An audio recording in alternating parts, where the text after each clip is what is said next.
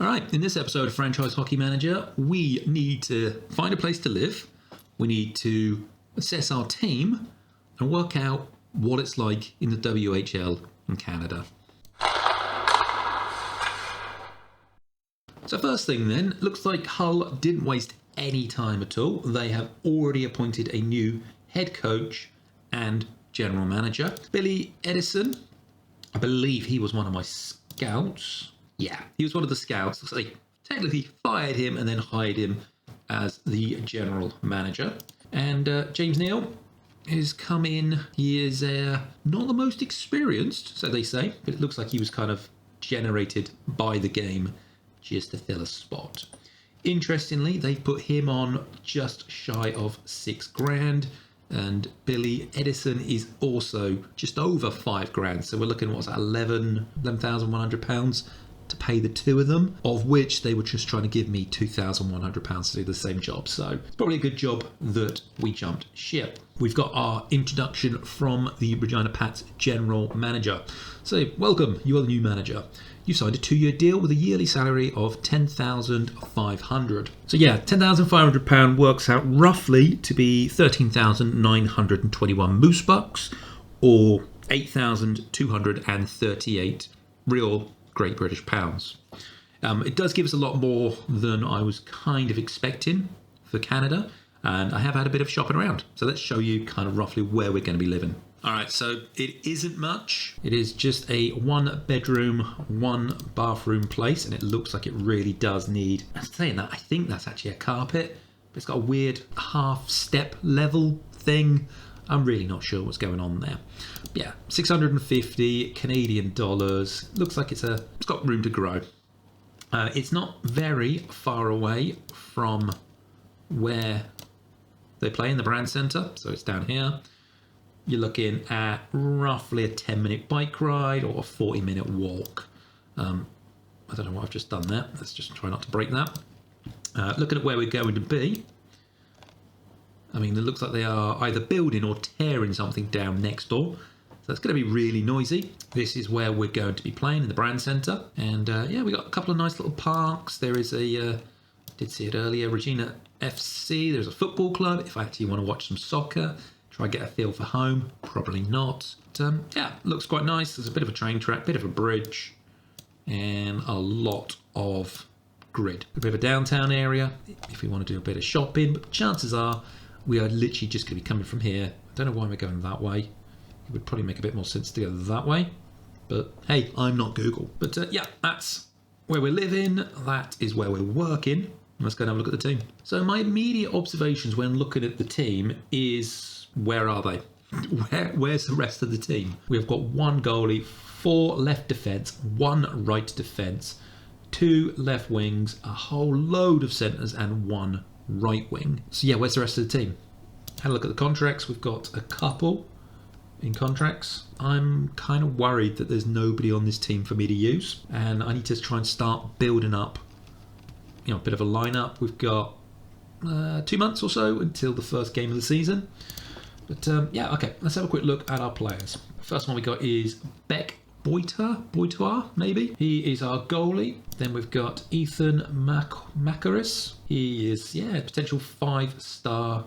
He can play across the back or up front. Braden Smith, left or right defence. Again, 5-star potential. We got Corbin Alman. He is purely a right winger. 4 stars current, 5 stars of potential. Cole Temple, and I have no idea what's happened to his face. I don't know if that's an emo thing or what, but wow. 4.5 stars current, 5 stars of potential, purely a centre. We've got Zachary Shantz, who can play anywhere across the front. 2.5 of current, 5 of potential. Graham Jones, purely a centre. 3.5 current, 5 potential. Brody Gillespie, centre and left wing, 2 current, 5 potential. Cale Dack, purely a centre, 2.5 current, 5 potential. Rowan Calvert, centre left wing, 2.5 current, 4 potential. And this guy with the amazing name, Escalus Burlock, anywhere across the front, 1.5 current though, 3.5 of potential. Mateo Michaels, he is again anywhere across the front, 3 current, 5 potential. Brennan Brown, centre left wing, 2.5 current, 5 potential. Colton Elaine, purely right defence, 2.5 current, 5 potential. Braden Smith, left and right, 2.5 and 5. Austin Root, not sure what we're going to be doing with him, left defence only, 1/2 star current, 2.5 of potential. Hudson Kowachuk, I think the pronunciation is, 2.5 current, 5 of potential. Doing a bit of looking around on the team, I actually found out why it is that the role came up. I kind of thought it might have been that they were struggling and the GM got fired, but no. The real reason is the original GM, John Paddock, has decided to retire at the age of 71. He claims that the Western Hockey League career has been good to him, but it is time to move on. It then does appear on the same day. Ken Snyder, the head coach, also announced his retirement at the age of 64. He claims he's got a giant backlog of games to play, and he's actually going to do it, start with out of the park baseball. So I've been in the job one day, and already a click has formed.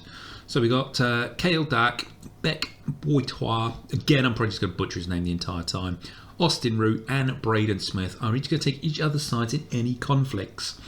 Now we've got Beck, who is probably going to not do much for us. Austin Root I'm really unsure about, but he's one of very few defenders. So if we can trade those two away, then that should get rid of the click. Speaking of trades, we have had 2 come in already. They're both absolutely terrible. The Kamloops Blazers want to give us Keats Fawcett, who is a 1/2 star currently, 1 star potential. For Carter Haney, who is 2 stars currently and 5 star potential. Absolutely not going to happen. And then we got the Lethbridge Hurricanes that want to give us Mikkel Marks, who is a 1 star current, 1 star potential as well. For Hudson Kulachuk, which is a 2.5 current and 5 star potential. Don't think they were putting a lot of thought into that. We also had the UK under 18s offer us the national job, which is nice, but I'm literally day 2 of a new role. I'm okay. Thank you anyway. All right, so we are now 5 days into the role. We have the US Prospects Draft. Looks like in the first round we have got pick 19, but in the following rounds, apparently we don't have any picks.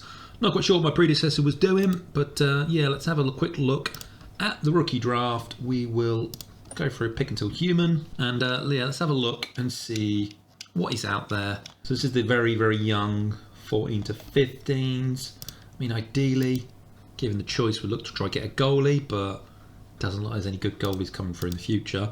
We might go for Rich Calvert. We don't know anything on these players either, which is annoying. We've got John O'Cooney. Now he's 6'3". You can't teach that. I think I'm going to have him. And if we pick until human again, we don't get anyone else. Okay, that's absolutely fine. All right, now today is the WHL Prospects Draft. So yeah, we had the US one previously. This is the non-US one. Again, looking at the draft rounds, we get 1 pick in the first, nothing in the second. I don't know why, but it is what it is. So if we go in here, we have got players with a lot more potential. Okay, so I think, having looked through the draft, I think we're going to go for Sean Boyd. He is defense. We need defense at the moment.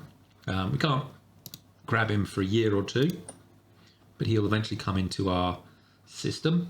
Okay, so I cut most of it out, but yeah, we've just finished the prospects draft. Apparently, according to the news report, is the general consensus amongst media observers was that the Pats had the best overall draft. So yeah, you saw me pick up Boyd, then we got Priprick, we got a goalie, Ollie Park as a centre, we got Brad Liggett as a left defender, Travis Cable as a left winger, Andrew Huntington as a centre, Jeff Holland as a left winger, Daryl McDougall as a right defender, we got Max Vipond as a left defender, we got David Stovall as a centre, and Brendan Dayton as another right defence. So yeah, a lot of defence. We've got a goalie, a couple of wingers, but we're going to see how they get on. But now we have the CHL import draft. So looking at the scout suggestions for the import draft, it looks like they are all screaming at me to take a goalie. And it doesn't matter if it's a safe or a risky suggestion, they are all telling me to grab Casper Lamp. He is only half a star currently, but he has got 4 stars of potential. So I think that will be who we pick up for our first pick. Pick number 2, I kind of agree with the scouts again here. If we look at our roster and specifically our lineups, we are low on right defenders still. So I do think Peju is definitely our next pick. So with all those drafts out of the way, I kind of feel like our team is a little bit fuller. There's a lot of players, for instance, like Shantz, who are playing left wing, centre and right wing.